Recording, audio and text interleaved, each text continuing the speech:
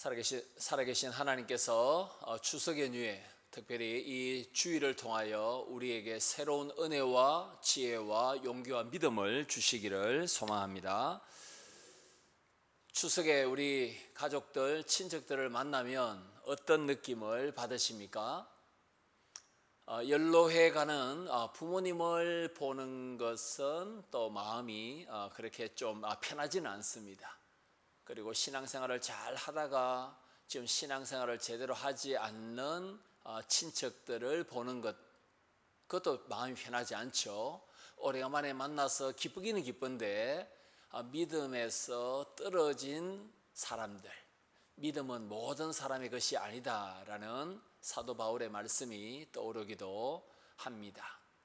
분명히 건강하게 직장생활을 해야 함에도 불구하고 빈둥빈둥 일을 하지 않는 그러한 형제 자매들을 보는 것 역시 불편하죠. 그래서 우리가 이 친척들을 오랜만에 만났을 때에 가정이 참 화목해야 되는데 황혼 이혼율도 높지 않습니까? 잘 살다가 70 넘으셔서 이혼하는 그런 경우도 종종 보기도 합니다. 그래서 우리가 이런 추석이나 구정을 지날 때마다 감사한 것도 있지만은 가족 한 명 한 명을 두고 내가 더 많이 기도해야 되겠구나. 살아계시고 참되신 하나님께서 함께 하시지 않는다면 참 인생이 고단하구나.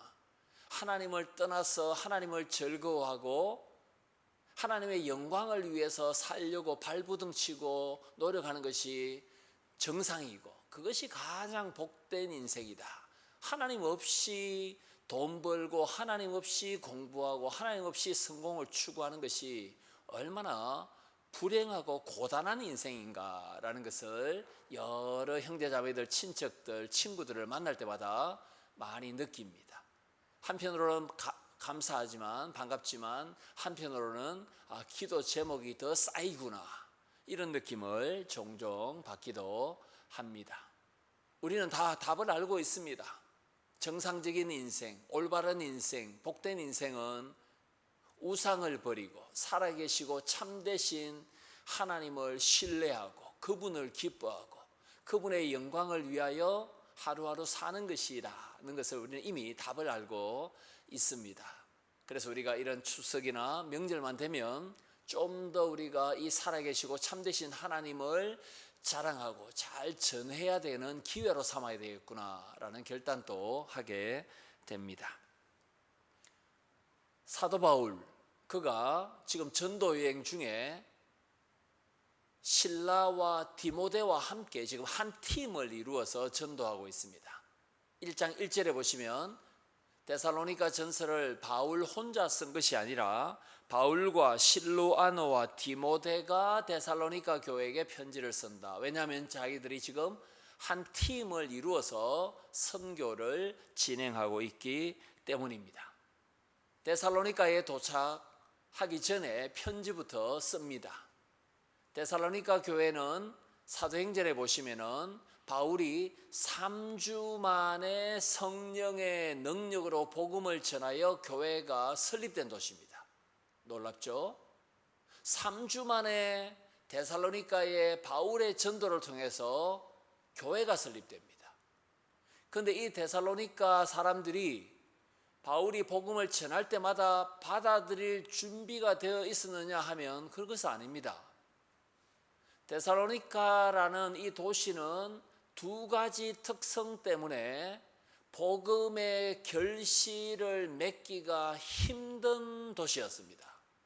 첫 번째 특징은 뭐냐면 기회주의, 현실주의자들이었습니다. 예를 들어서 로마 제국의 여러분 율리우스 시저, 브루투스, 안토니우스, 옥타비아누스, 티베리우스 이런 사람들이 황제와 로마 제국의 권력가들 아닙니까? 그래서 새로운 권력가들이 등장하면 제일 먼저 권력자 앞에 줄 서기를 좋아했던 현실주의자들이 데살로니가 사람들이었습니다. 얼마나 눈치가 빠른지 모릅니다.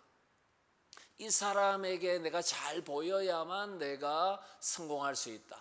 철저히 계산적으로 살았던 사람들이 데살로니가 사람들이었습니다. 이게 첫 번째 특징이었고요. 두 번째 특징은 뭐냐면 오늘 본문 9절에도 나와 있듯이 많은 우상을 숭배했던 사람들이었습니다.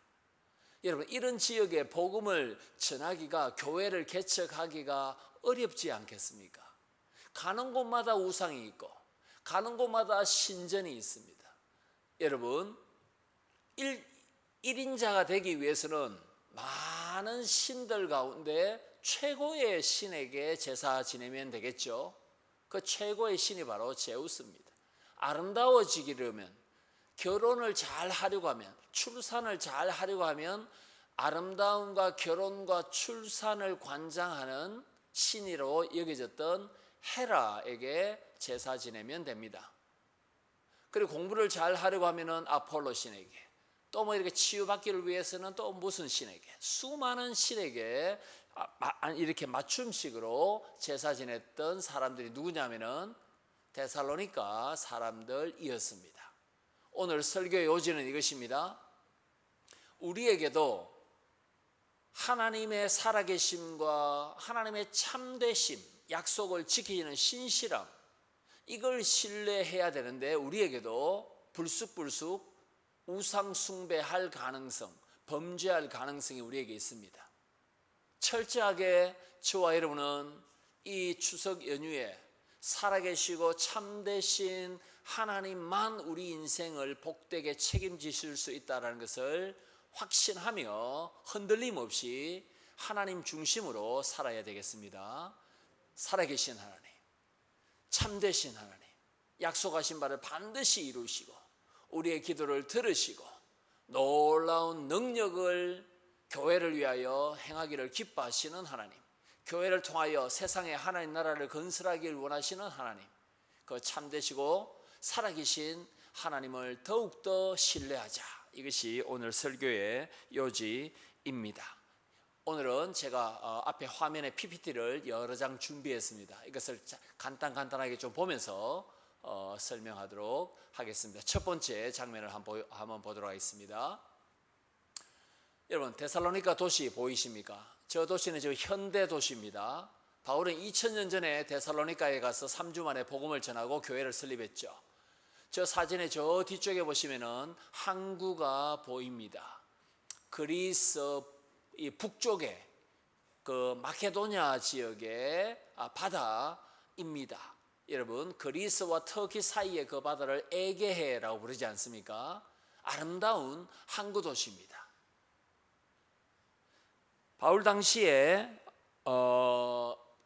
데살로니가의 인구가 대략 한 7만 명 정도로 추산됩니다. 아름다운 항구 도시입니다. 권력자들을 눈치 빠르게 섬기려고 했고 수많은 우상 신전들이 저 항구 도시 데살로니가에 많이 있었습니다. 여러분, 데살로니가 이 도시는 주전 300년경에 알렉산더 대왕 때 설립된 도시입니다. 그러니까 바울이 전도했을 때 이미 그 도시의 역사는 200년이 넘은 상태입니다. 알렉산더 대왕의 여동생 이름이 데살로니가입니다. 그래서 알렉산더 대왕의 여동생 이름을 따서 데살로니가라는 도시를 설립했다는 것을 우리가 먼저 기억하면 좋겠습니다. 그런데 바울은 데살로니가 교회가 지금 설립된 지 지금 몇 년 지나지도 않았는데 믿음과 소망이 충만한 성도들로 가득 차 있다라는 소문이 데살로니가에 있었던 그리스 북부 지역의 마케도냐는 물론 그리스 남쪽의 아가야 지역까지, 고린도 아테네가 있던 그 지역까지 믿음과 사랑이 충만하다라는 소문이 퍼진 것을 듣고 너무 기뻤습니다. 데살로니가 교회의 영적인 신앙 상태를 잘 보여주는 구절이 3절입니다. 여러분, 이 3절은 시냇가의 심은교회, 우리 교회의 모델이기도 합니다. 3절에 보시면은 믿음의 역사, 이 말은 뭐냐면 데살로니가 성도들이 역사, 일을 할 때, 사역을 할 때 믿음으로 했단 말입니다. 믿음으로 모든 직분을 감당하고 사역을 해갔습니다. 사랑의 수고, 데살로니가 사람들이, 성도들이 땀을 흘려서 수고하는데 동기가 사랑이었습니다. 내가 하나님의 지극한 사랑을 받았다. 나는 성도들을 사랑한다. 사랑의 동력에서 나오는 수고를 하니까 덜 피곤합니다. 그렇지 않습니까? 사랑하는 사람을 위해서 수고할 때는 그렇게 피곤하지 않습니다. 왜냐하면 내가 그 사람을 사랑하니까. 세 번째는 무엇입니까? 믿음의 역사, 사랑의 수고, 다음에 소망의 인내입니다. 데살로니가 교회가 3장 3절에 보시면은 여러 환난 중에 있었습니다. 환난과 핍박 가운데 있었는데도 소망 가운데 인내합니다. 여러분, 어려움이 있을 때에 절망해버리면 참을 수가 없습니다. 환난 가운데서 이 환난을 헤쳐나갈 힘을 하나님께 주실 것을 소망하면서 오래 참습니다. 여러분, 이 세 가지가 데살로니가 교회 신생교회입니다. 교회가 설립된 지 지금 몇 년 지나지 않았습니다. 그런데도 불구하고 이 세 가지가 충만합니다. 믿음으로 행하는 일들, 사랑으로 행하는 수고, 소망 가운데 인내함, 여기에 믿음, 소망, 사랑이 다 등장하는 겁니다. 얼마나 바울이 데살로니가 교회를 기억하면 기뻤겠습니까? 그래서 여러분 2장 8절에 보십시오. 우리가 이같이 너희 데살로니가 교회를 사모한다. 바울과 실라와 디모데, 우리가 너희 교회를 사모한다. 하나님의 복음뿐 아니라 우리의 목숨까지도 너희에게 주기를 기뻐한다. 우리가 너희에게 복음을 전했다. 복음 전하는 것뿐만 아니라 우리가 너희를 생각하면 목숨도 내어줄 수 있다. 바울이 데살로니가 교회를 얼마나 사랑했는가를 여러분 아시겠죠? 내가 너희를 위해서는 죽을 수도 있다. 어머니가 아들과 딸을 위해서 목숨을 내어놓을 수 있는 것처럼 예수 그리스도께서 죄인된 우리를 살리시기 위해서 목숨을 버리셨던 것처럼 예수 그리스도의 심장이 바울에게도 디모데에게도 실라에게도 있었습니다. 2장 19절 보십시오. 2장 19절, 우리의 소망, 기쁨, 자랑의 면류관은 너희다. 나의 자랑, 나의 면류관, 나의 최고의 자랑은 너희다. 이렇게 말합니다. 바울이 이 데살로니가 교회만 생각하면 아마 쌓였던 스트레스도 다 날아가 버리고 근심도 사라져 버리고, 할아버지 할머니께서 손자 손녀가 이렇게 막 이렇게 쫙 걷고 막 웃고 옹알이하고 이것만 봐도 맞죠? 세상 근심이 확 이렇게 사라지듯이 데살로니가 교회만 생각해도 바울은 너희가 나의 자랑이다. 내가 너희를 위해서 목숨을 버리는 것도 아깝지 않다. 이렇게 말했습니다. 여러분 9절 보십시오. 오늘 본문 9절. 이 정도 교회가 성숙했지만 이전에 데살로니가 교회는 우상을 숭배하고 있었습니다. 살아계시고 참되신 하나님을 몰랐습니다. 이들이 섬겼던 우상들은 데살로니가의 수많은 신전이 증명하고 있습니다. 참되신 하나님, 살아계신 하나님, 그 하나님을 섬기지 못했을 때 데살로니가 사람들이 숭배했던 많은 우상들, 그 우상들이 예수님을 믿고 거듭난 우리에게도 불쑥불쑥 유혹의 손길을 내밀고 있습니다. 이것을 하나하나 장면을 보면서 살펴보도록 하겠습니다. 첫 번째 우상은 누구입니까? 제우스입니다. 여러분 저 그림에 보시면은 제우스가 오른손에 천둥, 번개를 던지고 있죠, 그죠? 저기에서 나온 말이 벼락 맞아 죽을 놈입니다. 벼락과 천둥과 번개를 던지는 최고의 신이 바로 제우스였습니다. 여러분, 저 그림을 너무 오래 보면 안 되니까 화면은 잠시 지워주셔야 됩니다. 저걸 보면 하나님 말씀보다 저게 자꾸 떠오르면 안 되죠. 예. 그러면 이 제우스 신이 그리스의 수많은 신 가운데 최고 높은 신이었거든요. 그런데 왜 번개와 천둥을 던지느냐 하면 최고 높은 신인 제우스에게 도전을 하는 신들이 있겠죠.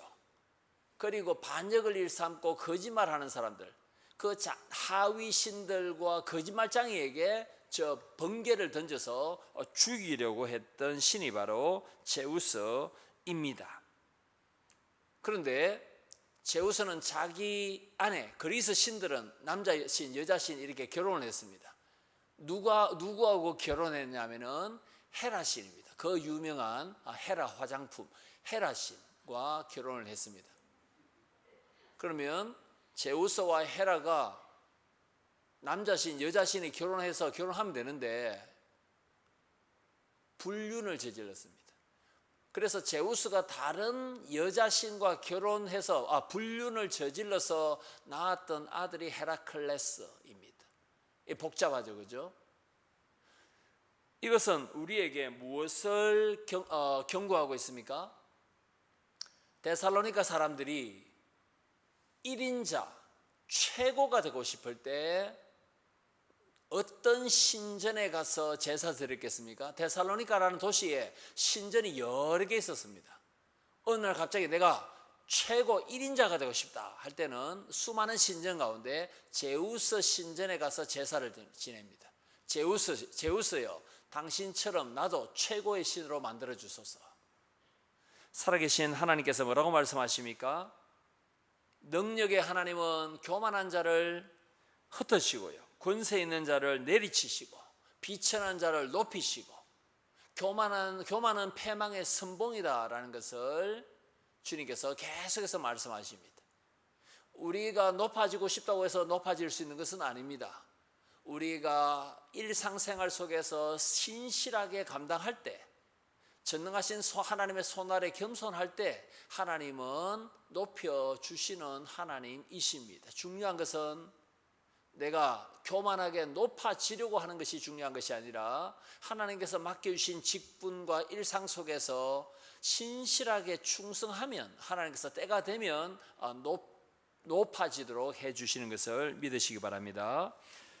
두 번째 신이 헤라입니다. 이번에 잠시 화면에 떴는데요, 헤라 신을 다시 한번 보면 저 신입니다. 헤라 신, 사랑의 신, 미의 신, 성의 신, 쾌락의 신, 결혼의 여신으로서 제우스의 아내입니다. 그런데 헤라도 자기 남편 제우스가 바람 피우는 것을 다 알고 있었습니다. 그래서 헤라는 무슨 일을 하겠습니까? 남편 제우스와 바람을 피운 여자들을 응징하는 역할을 했습니다. 데살로니가 사람들이 예수님을 믿기 전에, 바울로부터 복음을 듣기 전에 결혼하기 위해서는 어떤 신전에 가서 제사 지냈겠습니까? 헤라 신전입니다. 아름다워지기 위해서는 헤라 신전을 찾아야 됩니다. 임신하고 난 뒤에 안전하게 출산하기 위해서는 헤라 신전에 가서 제사를 드렸습니다. 그러나 태를 여시고 그리고 남자와 여자를 한 몸으로 결혼 관계에 들어가게 하시고, 하나님께서 짝지어 주신 것을 사람이 나눌 수가 없죠. 결혼과 출산과 아름다움, 이 모든 것은 하나님께서 주시는 선물이지 우상을 숭배한다고 해서 그 일들이 이루어지는 것은 아닙니다. 아무리 헤라 화장품을 얼굴에 많이 발라 주름을 없앤다 할지라도 결국은 늙고 병들어 죽을 뿐입니다. 잠언 31장 30절, 고운 것도 헛되고 아름다운 것도 헛되나 하나님을 경외하는 여자는 칭찬을 받을 것이다. 예수 그리스도의 신부된 저와 여러분은 외면적으로 우리가 단정하게 살려고 해야 되겠지만 더 중요한 것은 하나님을 경외하는 신앙과 내적인 성숙을 이루는 것이 진정한 아름다움이라는 것을 우리가 기억해야 할 것입니다. 세 번째 신입니다. 데살로니가 사람들이 섬겼던 세 번째 신은 헤라클레스입니다. 여러분, 저 헤라클레스 보십시오. 얼마나 어깨도 넓고 복근도 좋고 팔뚝도 굵고 힘이 셉니까? 아버지 제우스가 기혼녀 알크메네와 불륜으로 낳은 아들입니다. 영웅입니다. 힘과 용기를 갖추었습니다. 데살로니가 사람들이 하나님의 복음을 듣기 전에 용기와 기상을 높이기 위해서 이 헤라클레스 신전에 가서 제사를 지냈다는 것입니다. 하나님께서 여기에 관해서 중요한 교훈을 하박국 1장 11절에서 주신 바가 있습니다. 자신의 힘을 신으로 삼는 것은 죄다. 하박국 1장 11절입니다. 자기 힘을 신처럼 하나님처럼 떠받드는 것은 범죄행위다 라고 말합니다. 어떻게 우리 스스로 힘을 발산할 수 있겠습니까? 아무리 헬스클럽 다닌다고 해서 근육이 오래 가겠습니까? 우리의 힘은 천지를 지으신 여호와로부터 오는 것입니다. 우리가 산을 향하여 눈을 들어봅니다. 우리가 저 태평양 바다를 봅니다. 산과 바다를 말씀 한마디로 창조하신 하나님께 진정한 힘과 능력이 있음을 저희들이 고백해야 할 것입니다. 네 번째 신은 아폴로입니다. 아폴로 신은 데살로니가 사람들이 섬겼던 신인데요, 한번 보면 어떤 신의 형상을 가지고 있었습니까? 아폴로 신의 형상을 잠시 한번 볼까요? 저 신입니다. 아폴로. 활을 들고 있죠, 그죠? 그래서 양궁의 신입니다. 그리고 저 태양을 향하고 있죠, 그죠? 태양의 신입니다. 근데 이 아폴로는 신인데 관장하는 영역이 굉장히 많습니다.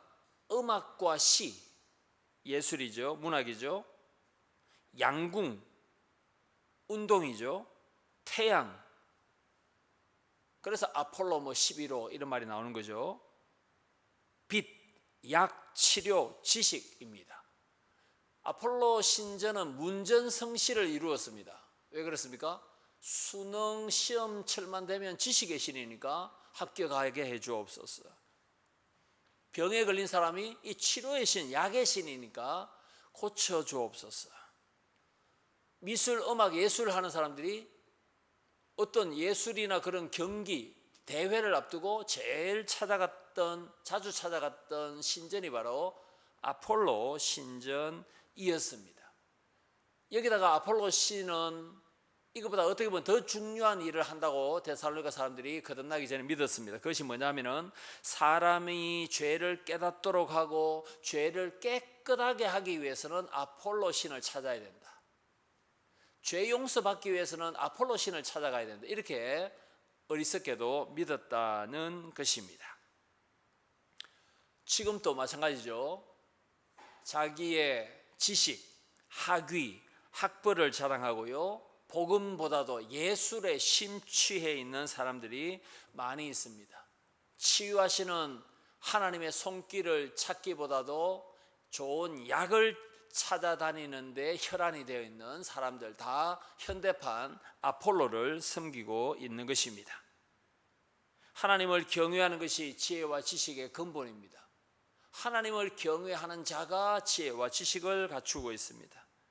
아폴로가 아니라 우리 주 예수 그리스도의 보혈이 우리를 모든 불의에서 깨끗하게 해 주십니다. 이것을 우리가 늘 기억해야 하겠습니다. 살아계시고 참되신 하나님은 삼위 하나님밖에 없지 엉뚱한 우상이 될 수가 없다라는 것을 알 수 있습니다. 그 다음 신은 이시스입니다. 데살로니가 사람들이 한때 숭배했던 이시스. 여러분, 저 이시스 저 신은 피부 색깔이 좀 감죠. 데살로니가는 그리스니까 유럽 사람들이거든요. 그러니까 신이 부족해서 이집트에서 수입해 온 신입니다. 그래서 이시스 신, 이집트의 여신이죠.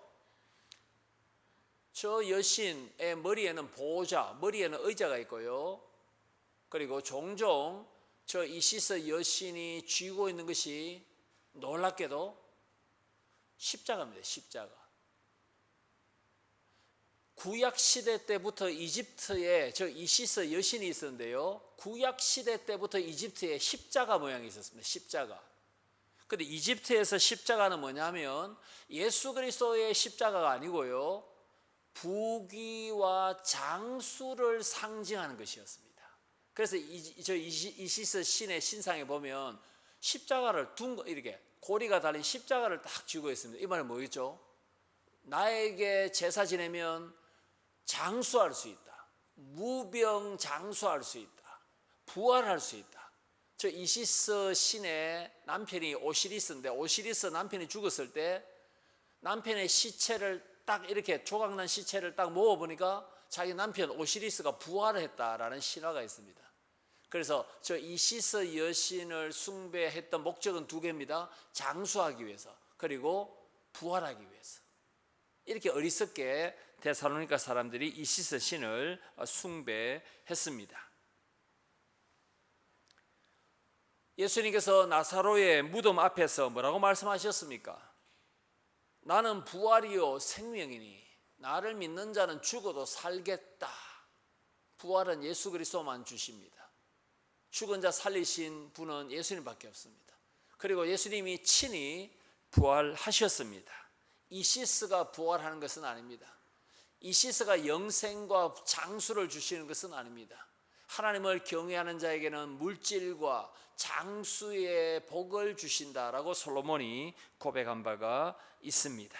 잠언 22장 4절, 하나님을 사랑하는 사람은 재물과 영광과 생명을 얻는다. 이 말씀을 하셨습니다. 하나님을 사랑하는 자, 하나님께서 굶어 죽도록 방치하지 않으십니다. 하나님의 나라와 하나님의 의를 먼저 구하는 사람, 하나님께서 먹을 것, 입을 것, 마실 것 덤으로 반드시 채워주십니다. 무엇을 먹을까, 무엇을 입을까, 이 걱정 때문에 스트레스를 받는 것이 아니라 하나님의 나라를 먼저 우리의 삶 가운데 추구하면 하나님께서 그것은 그냥 알아서 채워주신다라는 것을 우리가 늘 기억해야 하겠습니다. 아직 신이 두 개 더 남았습니다. 왜냐하면 너무 많은 신을 숭배했기 때문입니다. 그 다음 신을 한번 보겠습니다. 카스토르와 폴록스입니다.